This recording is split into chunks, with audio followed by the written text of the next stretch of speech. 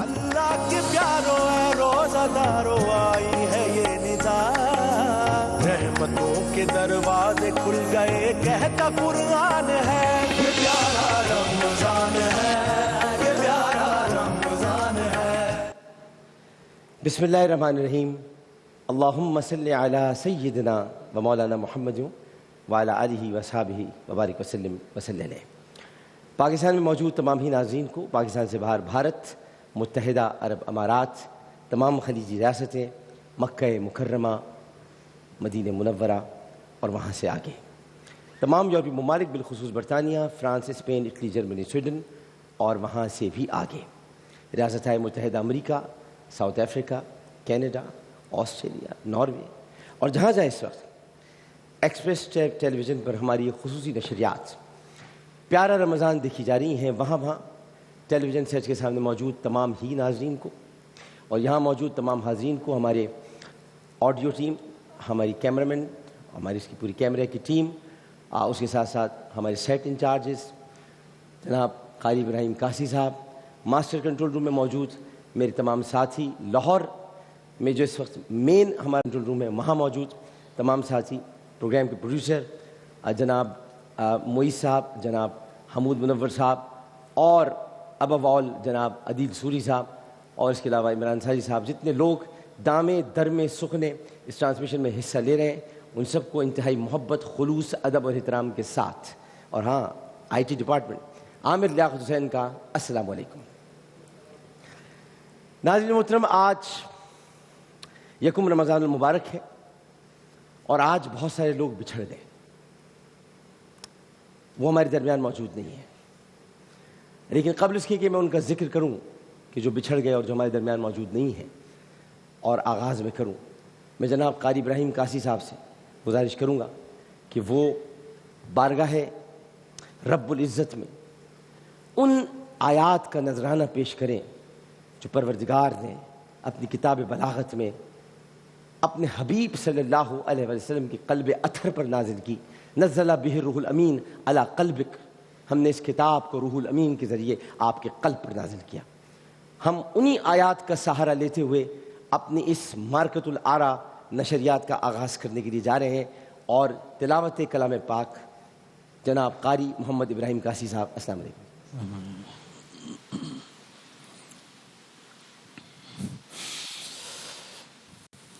اعوذ باللہ من الشیطان الرجیم،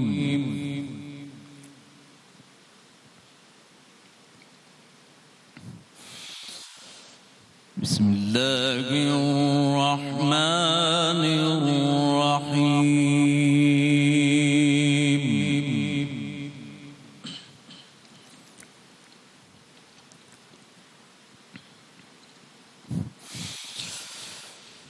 یا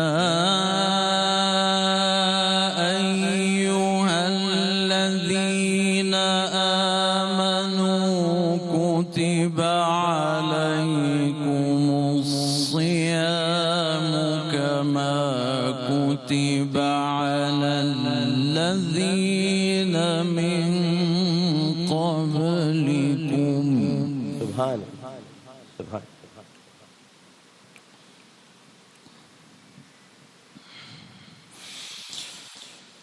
کتب علیکم الصیام کما کتب علی الذین من قبلکم لعلکم تتقون۔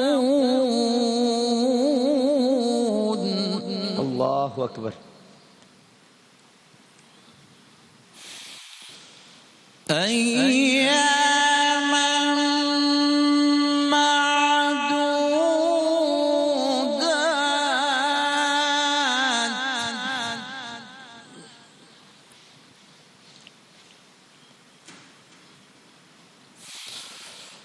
فمن كان منكم مريضا أو على سفر فعدة من أيام أخر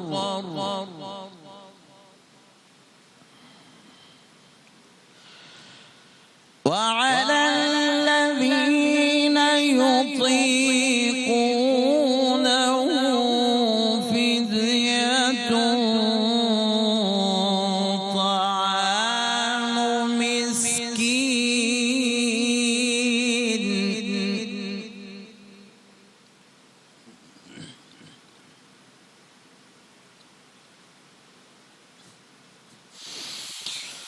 فمن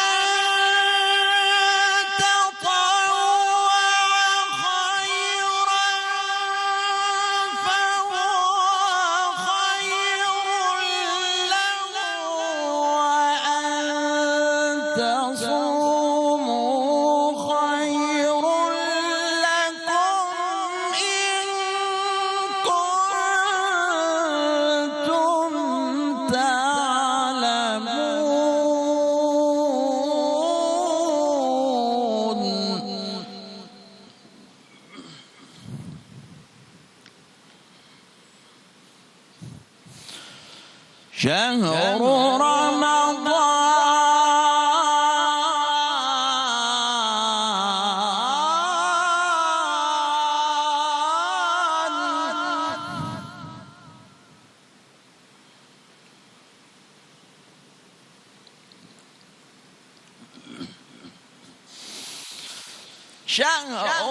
رمضان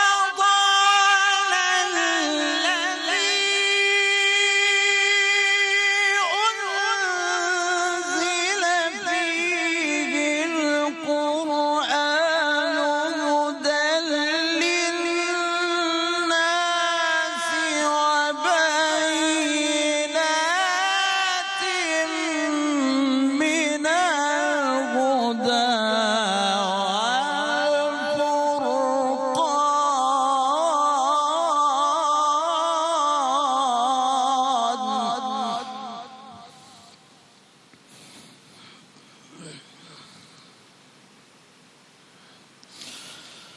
فمن شهد منكم الشهر فليصم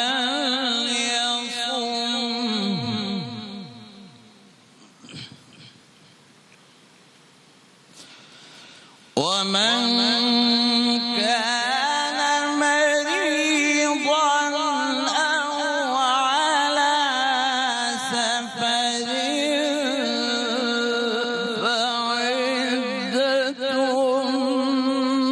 من أيام أخر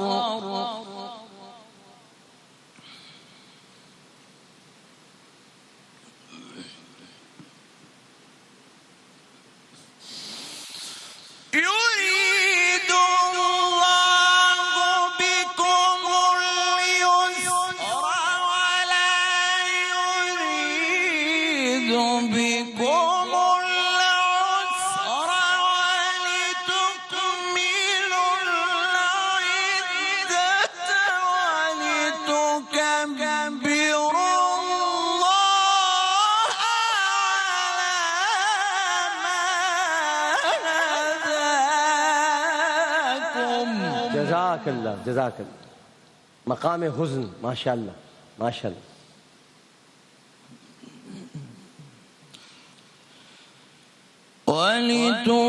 ولتكبروا الله على ما هداكم ولعلكم تشكرون.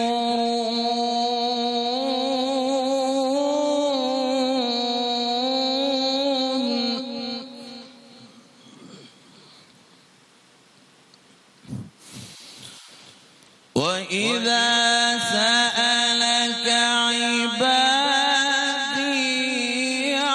عني فإني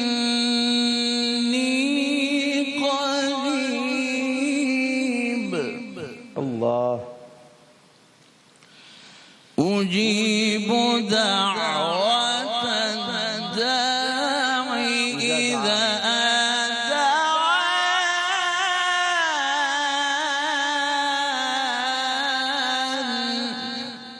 مکرر اجیب الدعوت الداعی اذا دعان.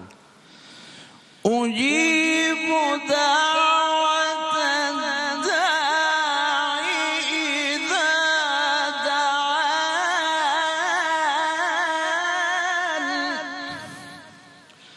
فليستجيبوا لي وليؤمنوا بي لعلهم يرشدون.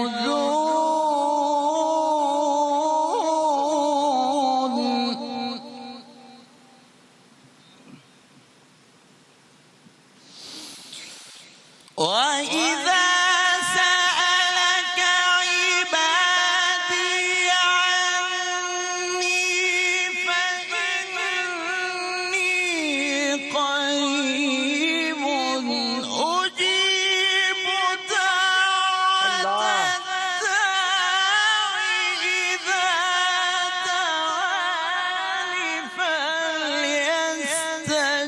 فليستجيبوا لي وليؤمنوا بي لعلهم يرشدون.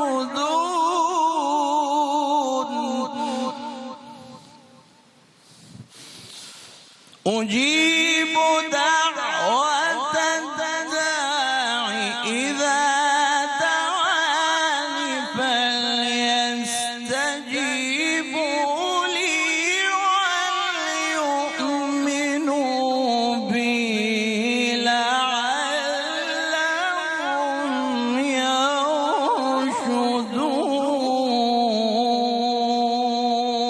يرشدون. صدق الله العظيم. جزاک اللہ. ماشاء اللہ. سبحان اللہ. قاری صاحب، قاری محمد ابراہیم کاسی صاحب، ناظرین محترم، مجھے اگر آپ لفظ استعمال کروں کہ اس بات کی جسارت دیں کہ میں آپ سے یہ پوچھوں کہ کن مقامات پر آپ نے اس وقت قرآن پاک کی اتنی خوبصورت آیات کو مقامات کے عین مطابق تلاوت فرمائے؟ ڈاکٹر صاحب، مجھے خوشی اس بات کی ہے کہ آپ اس چیز میں انٹرسٹ لیتے ہیں، اور ظاہر بات ہے کہ جو پرفارم کرنے والا ہوتا ہے، جو شخص سمجھتا ہے اس چیز کو، تو بڑی خوشی کی بات ہوتی ہے ان کے لیے. میں نے ابتدا کی مقام بیاتی سے، اور پھر میں اس کے بعد فوراً مقام رست پہ میں چلا گیا. پھر رست کے بعد میں مقام سیکا میں نے پڑھا، مقام سیکا کا میں نے جواب پڑھا پھر، اور سیکا کے بعد میں پھر دوبارہ مقام وَإِذَا سَأَلَكَ عِبَادِي میں بیاتی پہ دوبارہ آیا، اور ختم جس مقام سے میں نے شروع کیا تھا اسی مقام پہ میں نے آپ نے ختم کیا. اجیب الدعوت الداعی اذا دعان.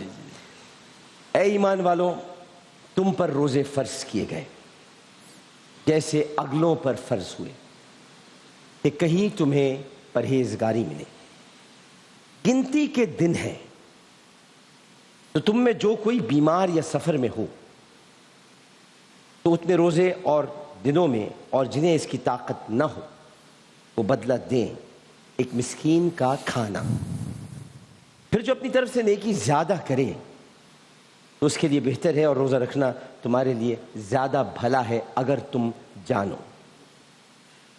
رمضان کا مہینہ جس میں قرآن اترا اور لوگوں کے لیے ہدایت اور رہنمائی اور فیصلے کی روشن باتیں، تم میں جو کوئی اس مہینے کو پائے ضرور اس کے روزے رکھے، اور جو بیمار یا سفر میں ہو تو اتنے روزے اور دنوں میں اللہ تم پر آسانی چاہتا ہے اور تم پر دشواری نہیں چاہتا، اور اس لیے کہ تم گنتی پوری کرو اور اللہ کی بڑائی بولو اس پر کہ اس نے تمہیں ہدایت کی اور کہیں تم حق گزار ہو.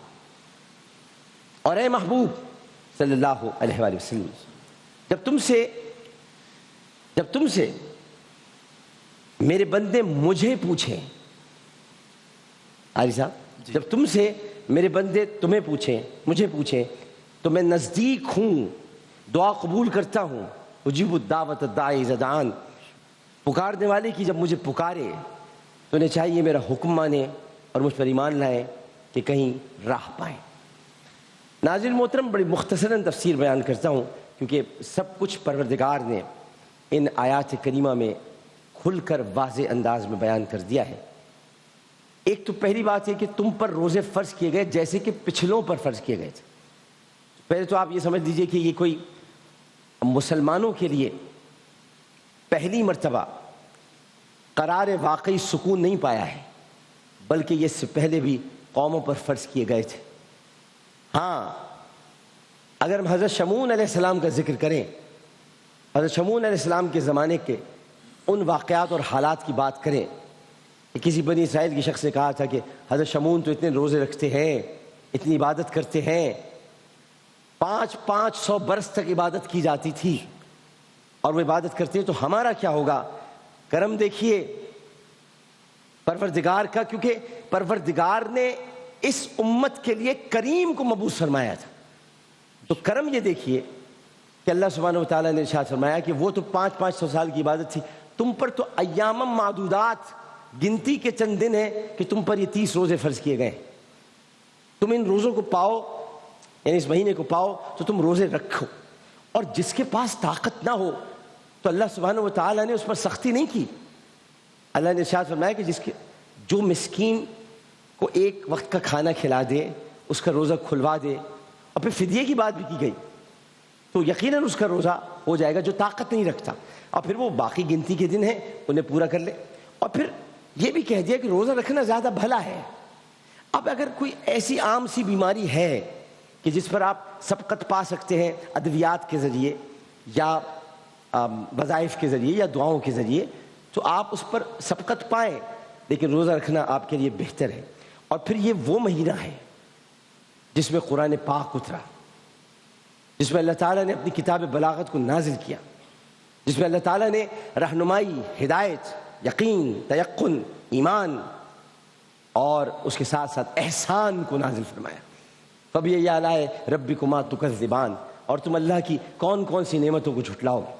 اور پھر اس کے بعد یہ بھی سمجھا دیا کہ جو بیمار ہو، جو سفر میں ہو، میرا رب بڑا کریم ہے، بڑا غفور ہے، بڑا رحیم ہے۔ اسے بتایا کہ وہ تم پر آسانی چاہتا ہے، وہ تمہارے لیے پریشانی نہیں چاہتا، اور اسی لیے تم سفر میں اگر ہو تو گنتی پوری کر لو، لیکن اپنے روزے رکھو۔ اور اس نے تمہیں ہدایت کی تاکہ تم حق گزار ہو۔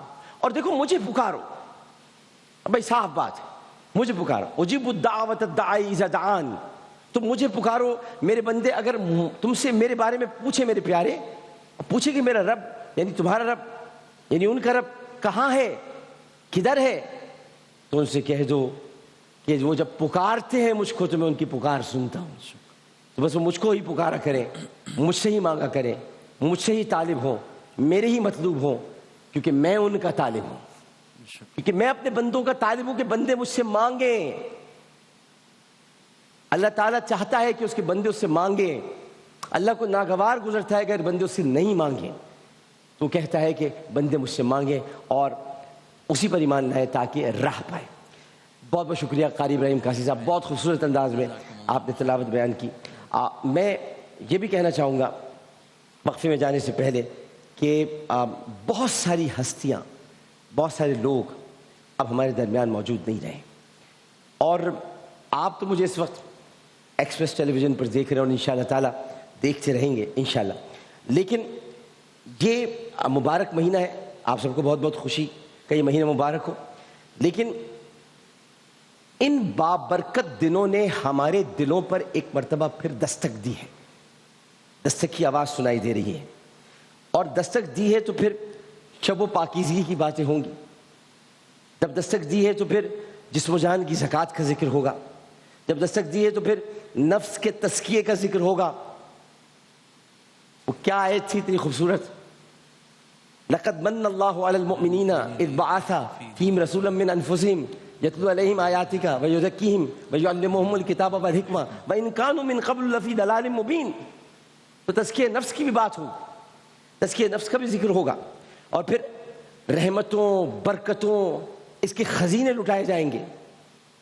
اس میں ابھی بڑی راتیں آنی ہیں، اس میں بڑے ابھی ادیان کی باتیں ہونی ہیں، ایک ادیان وہ جو کہ دیگر ادیان ہیں، اور ایک ادیان وہ کہ جو اسلام سے پہلے کے ادیان سے، اور ایک ادیان وہ کہ جو ادیان ختم ہو گئے جب دین اسلام آ گیا، اس کے بعد پھر کسی دین کی گنجائش نہیں رہی، کیونکہ اللہ سبحانہ وتعالیٰ کی اس آخری کتاب اور اس آخری رسول جسے محمد مصطفیٰ صلی اللہ علیہ وآلہ وسلم کے نام سے پکارا جاتا ہے، جانا جاتا ہے، دلوں کو ٹھنڈک جس سے پہنچائی جاتی ہے، جس کے نام نامی سے اپنے دلوں میں ایک آس، ایک امید، ایک یقین جگایا جاتا ہے، ان کے آتے ہی تمام ادیان منسوخ ہو گئے، تمام کتابیں منسوخ ہو گئیں، دین رہا تو اسلام۔ ان اللہ عند الدین الاسلام، ان الدین اللہ ان عند اللہ ان اللہ عند اللہ الاسلام، اور اسلام دین رہا۔